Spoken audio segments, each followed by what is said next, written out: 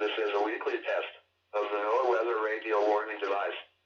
During potentially dangerous weather situations, specially built receivers are automatically activated to warn of the impending hazard. Tests of these receivers normally are conducted by the National Weather Service every Wednesday around noon.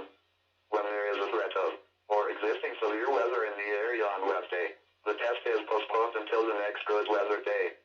The warning alarm transmitted over this and other NOAA radio stations in southern Wisconsin will normally be activated for watches and warnings that affect the following Wisconsin counties: Richland, Vernon, Adams, Juneau, Marquette, Waushara, Winnebago, Calumet, Manitowoc, Sauk, Columbia, Green Lake, Fond du Lac, Sheboygan, Dodge, Washington, Ozaukee, Iowa, Dane, Jefferson, Waukesha, Milwaukee, Lafayette, Greene, Rock, Walworth, Racine and Kenosha, and the following Illinois counties: Stevenson, Boone, Winnebago, McHenry, and Lake, and all adjacent coastal waters of Lake Michigan.